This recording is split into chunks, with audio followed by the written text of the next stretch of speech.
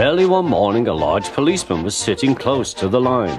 Thomas liked policemen. He had been a great friend of the constable who had just retired. Peep, peep, he whistled, "Good morning." Thomas expected that the new constable would be friendly too, but was sorry to see that he didn't look friendly at all. He was red in the face and very cross. "Disgraceful," he spluttered. "I didn't sleep a wink last night. It was so quiet, and now engines come whistling suddenly behind me."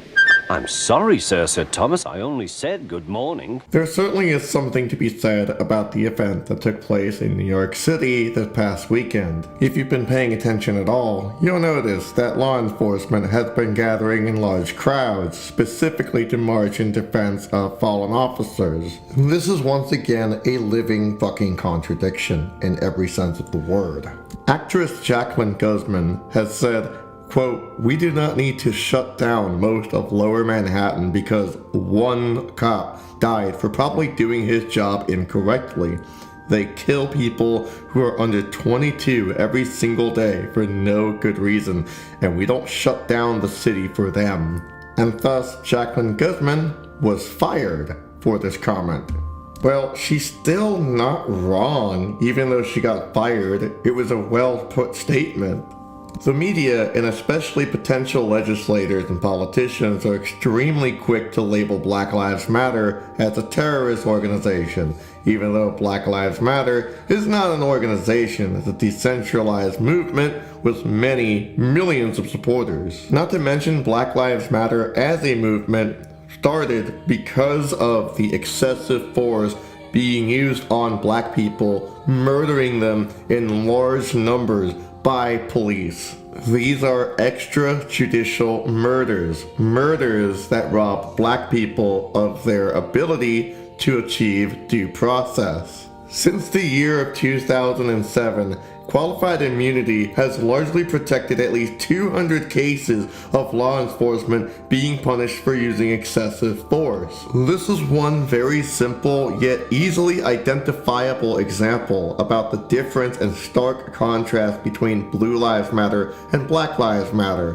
And let us re-emphasize once again that Black Lives Matter is a movement completely founded on the concept of holding police accountable for excessive force, fundamentally racist violence, and murdering people of color on a very systemic level. Even Jason Rivera, who the cops closed the streets for, committed fare evasion in the MTA, and not wearing masks, creating a super spreader event that the people of New York City did not consent to, which, by the way, the MTA will be spending $249 million on new cops to save $200 million on fare evasion, which means that if cops are committing fare evasion and the MTA are looking the other way, the MTA view the cops as useful to charge those who commit fare evasion that are regular citizens. He wrote regular lawbreaker in his book. But yet, even Jason Rivera, yes, noticed that there was an increase in stop and frisk activity. Before he passed away, Jason Rivera wrote, quote, "I remember one day when I witnessed my brother being stopped and frisked. I asked myself, why are we being pulled over if we're in a taxi? I was too young to know that during that time, the NYPD was pulling over and frisking people at a high rate. My perspective on police and the way they police really bothered me." I mention all of this because Jason has went on to cite that there has been a decrease in stop and frisk, which led him to want to join the law enforcement. Now, not to speak ill of the dead or anything, but this is a load of shit.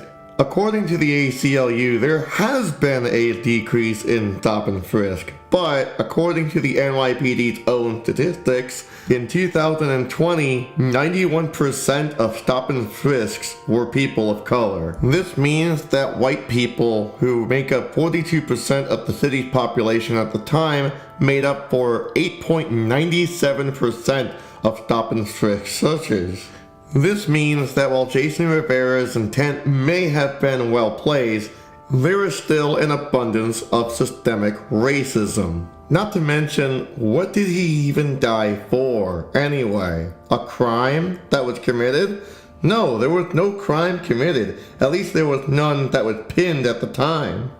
The mother, who was fighting with her son in Harlem, never mentioned that she was inflicted injuries or that he had weapons. Now, I was not there, so I can't make a definite surefire statement on the matter. But something as ugly and scary as a hostile situation between a mother and son, which is extremely tragic, such a situation could have benefited from community resources.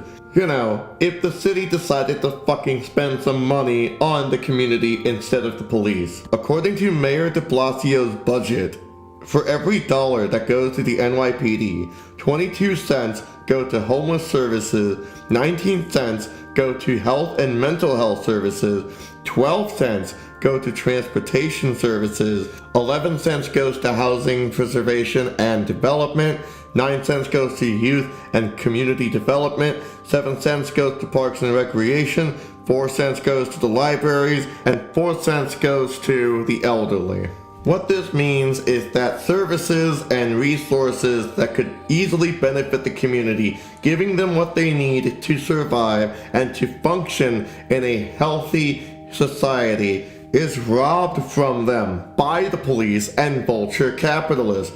This is exactly what we mean when we say all cops are bastards, because even though Jason Rivera did notice the systemic racist injustice coming from the police industrial complex, especially in his own community, he still became one of them. He still served as a dog of the state, and nothing fundamentally changed. Some people have the audacity to say, well, not all cops are bastards. That's irrational. That's a lot like saying all black people are bastards. Well, wait a minute, my friends. If you're trying to make racism sound acceptable, you're doing a poor job. The police are not a race. You're not born a law enforcement officer. Your skin is not born with the shade of blue. There is no hegemonic cultural entity that is defining you as a law enforcement officer when you are born. If you're black, on the other hand, especially in a white supremacist society like ours, then in large part you are coerced to either play the game of cultural assimilation, and that's if you're lucky, because the other option is getting screwed by the system. Just because a cop is black, or a cop can understand its hierarchical contradictions within its own system that it enforces, doesn't mean that the cop is somehow good. Because the corruption in law enforcement isn't just limited to major cities, and whenever a cop is silent on the matter or doesn't act on initiative to stop this systemic bullshit, there is no reason for us to believe that law enforcement is a justified hierarchy. Law enforcement don't even actually solve crime, for what it's worth.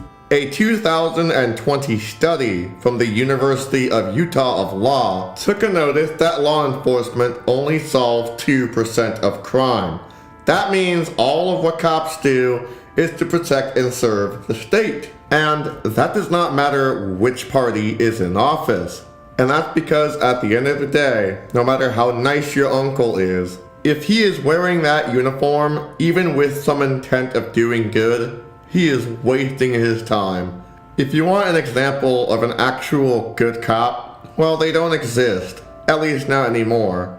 One such cop we can always commemorate is Christopher Dorner. So if the law will not do the right thing, other people will have to do the right thing, and they'll have to do the right thing by breaking the law. And that precedent has been set many times throughout our history. The people who saved the Jews from the German Nazis broke the law for a higher ethical purpose. The people who liberated slaves in our country through the Underground Railroad system to protect them from slave masters and a very barbaric law in the United States at that time. They did the right thing. They broke the law for a higher ethical purpose. But however much he argued with him, it was no good. The law is the law, he said, and we can't change it.